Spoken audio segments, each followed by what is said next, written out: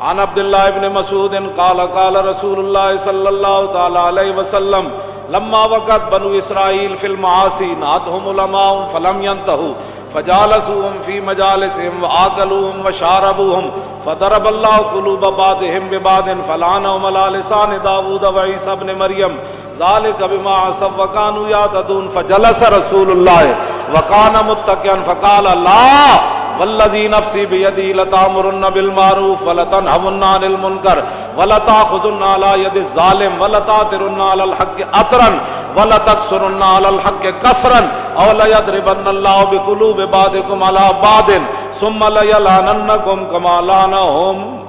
اے بھی حضور نے اپنی فرمایا بنی اسرائیل گناہوں میں مبتلا ہو گئے، علماء نے روکیا، فلم ينتهوا قوم باز نہ آئی، وہ کہنے لگے جی مولوی بخشے گئے تھے، پہلے بخشے جانے.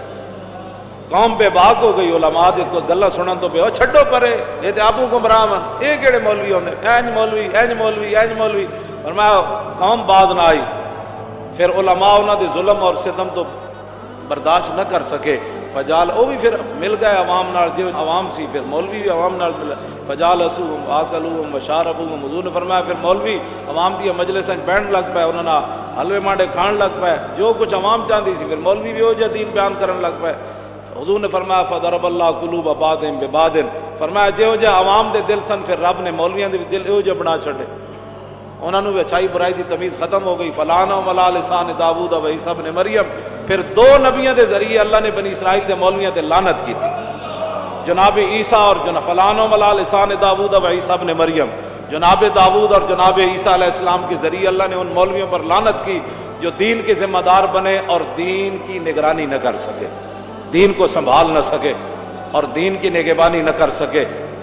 حضرت عبداللہ بن مسعود فرماتے ہیں اتنی بات تو حضور نے ٹیک لگا کے کی.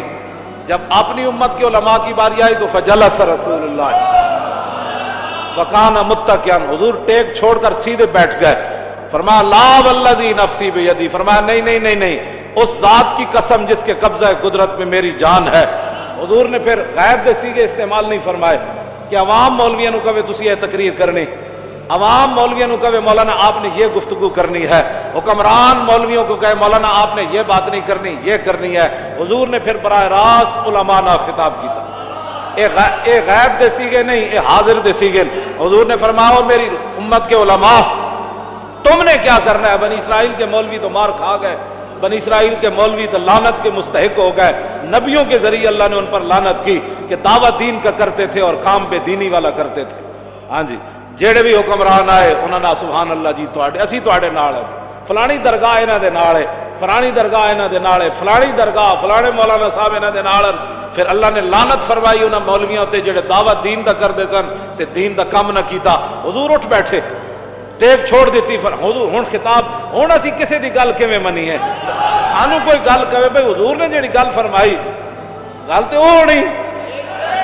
عوام کیا چاہتی ہے، حکمران کیا چاہتے ہیں، یہود و نصارہ کیا چاہتے ہیں، ہندو کیا چاہتے ہیں، غیر مسلم کیا چاہتے ہیں، دین کی تشریح کیسے ہونی چاہیے، آپ کی تو بات ہی نہیں ہے. بات تو یہ ہے کہ حضور نے اپنی امت کے علماء کو براہ راست خطاب فرمایا. کیا فرمایا جی؟ لیامرن تو نہیں نہ فرمایا، ہاں یامرن لتامرن فرمایا. میری پھر لام تاکید بنون تاکید ثقیلہ. فرمایا میری امت کے علماء حالات جیسے بھی ہوں لتامرن بالمعروف، تم نے ضرور بے ضرور اچھائی کا حکم دینا ہے، وَلَتَنْهُونَ عَنِ الْمُنْكَرِ، اور ضرور بے ضرور تم نے گناہوں سے برائیوں سے روکنا ہے. اور اگر تمہارے دور میں کوئی ظالم اپنے ظلم پر اتر آئے تو تم نے اسے صلح کر لینی ہے. تم نے پھر ظالموں کے ظلم سے اندر حجروں میں داخل ہو جانا ہے اور پھر اگر مگر کی گفتگو کرنی ہے. فرمایا نا وَلَا تَأْخُذُنَّ عَلَى يَدِ الظَّالِمِ. جس کو حضور ظالم فرما رہے ہیں وہ ظالم تو ہوگا نا. حضور نے بھی تو ظالم ہی، آپ کسی کو کیوں ظالم کہتے ہیں؟ میں نے کہا حضور نے ظالم کو ظالم ہی فرمایا نا.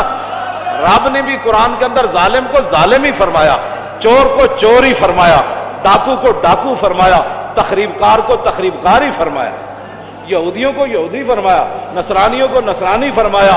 ان کے کرتوتوں کو قرآن نے بیان کیا ہے.